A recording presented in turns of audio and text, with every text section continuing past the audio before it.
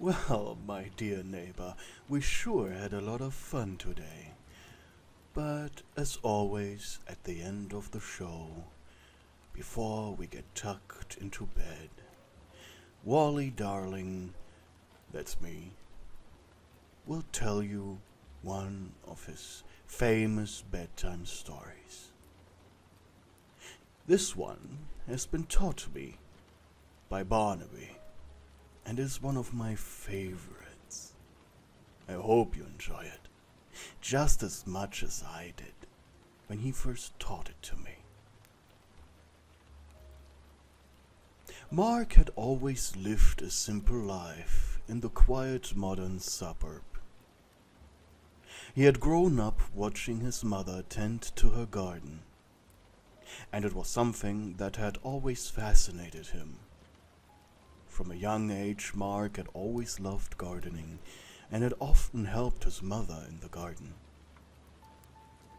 Over the years, he had developed a deep appreciation for the beauty and tranquility that a well-tended garden could bring. As he grew older, Mark began to focus more on his gardening hobby, and he spent most of his free time, where else but his garden, tending to the flowers and plants he had carefully cultivated over the years. The garden was a thing of beauty, with its vibrant colors, the sweet fragrance of blooming flowers, and the sounds of buzzing bees and fluttering butterflies. But there was one plant that stood above all the others: a black rose bush. When Mark had first come across the rose bush in a gardening catalogue, he had been immediately drawn to its dark and velvet petals. It was a plant unlike any other he had ever seen, and he knew he had to have it in his garden. When the black rose bush arrived, many months ago, Mark had been careful to give it the perfect amount of sunlight and water, and he watched eagerly as the plant began to grow and thrive. It soon became the centerpiece of his garden, with its deep and velvety black petals contrasting beautifully against the other colors in the garden. Mark had always been fascinated by the black rose bush, and he spent hours studying it, trying to understand its beauty and how to take care of it properly.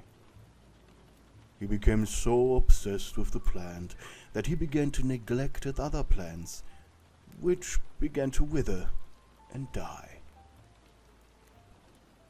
Over time, the bush grew bigger and stronger, and Mark felt a deep connection to the plant. He felt like it was a part of him, and he was willing to do anything to keep it healthy and thriving. One day, while working on his garden, Mark felt a sharp pain in his hand. He looked down and saw that he had been pricked by one of the black rose bush's thorns. He ignored the pain and continued working. After all, a simple finger prick was normal for a gardener. However, over the next couple of days, he began to feel increasingly unwell.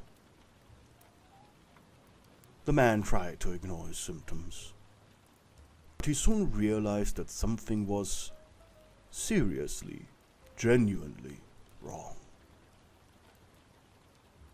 He visited his doctor, who told him that he had been poisoned by the black rose bush's toxins.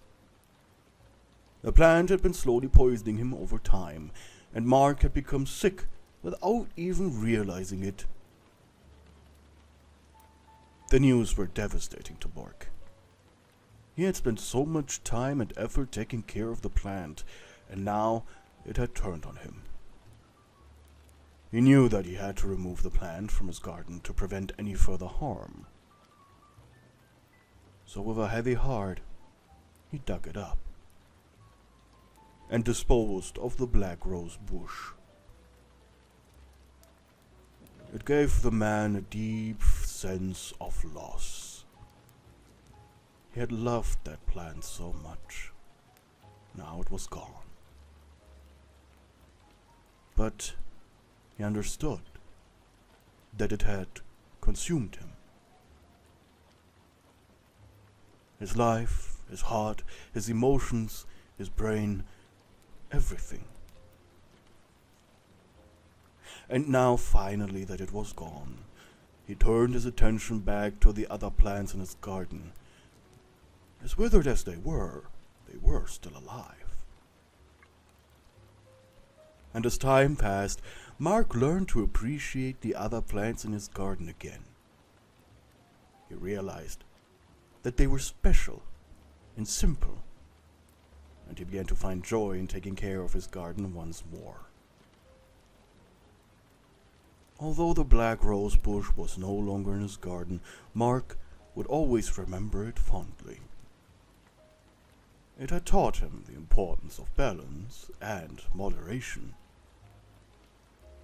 And he knew that he would always carry that lesson with him. Well, did you like that story? I think it's one of my best. Oh? You want more? Oh, my dear neighbor, don't be too greedy. But, sure, I can tell you one more.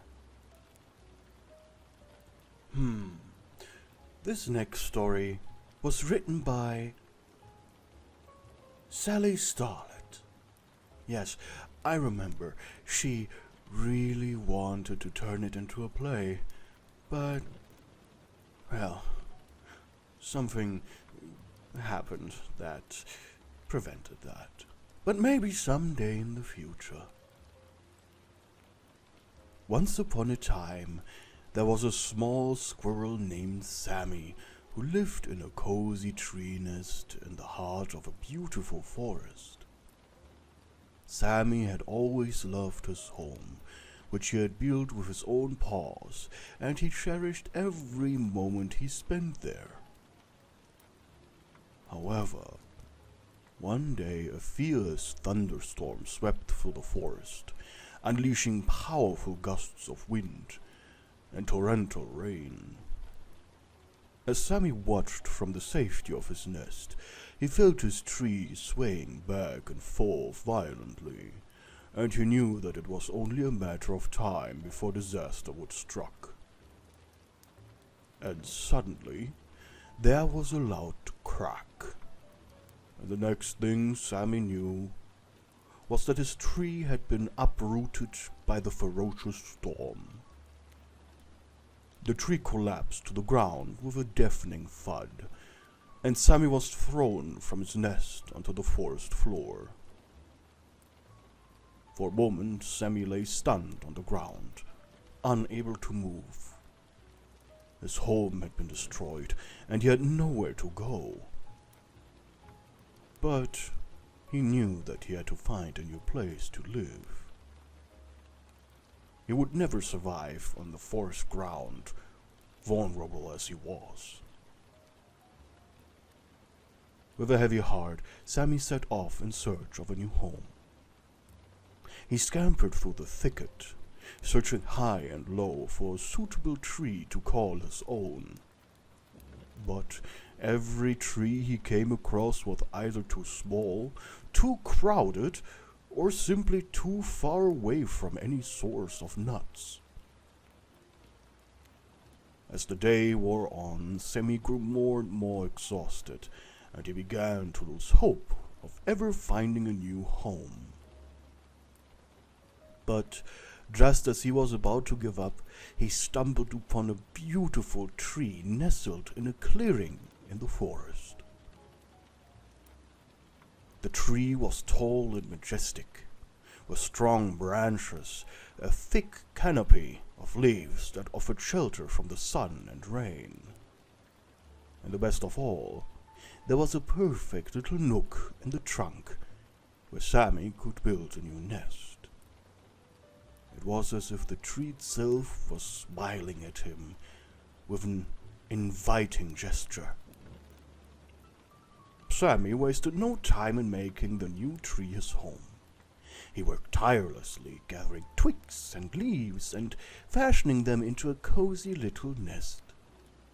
It wasn't quite as comfortable as his old home, but it was safe, secure, and that was all that mattered. As the days passed, Sammy began to explore his new surroundings, venturing further and further into the forest. He made new friends out of his neighbors, other squirrels and animals in the area, and he even found a new source of food. A grove of nut trees that provided him with all the sustenance he required. Over time, Sammy grew to love his new home even more than his old one. He realized that sometimes change can be a good thing, and that it's important to embrace new experiences and opportunities. And he knew that he would always cherish the memories of his old home, but that he was ready to make new memories in his new home. I hope you liked that story just as much as I did. Well, that was it for today. I hope you had fun in my neighborhood. Have a good rest, and goodbye.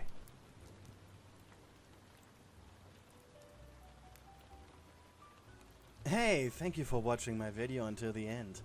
If you're new here, I hope you stick around and watch a few more. But before I say goodbye, I'd like to remind you to like the video and subscribe. That really helps the YouTube algorithm. That's all. Hope you have a good day. Until next time. Bye!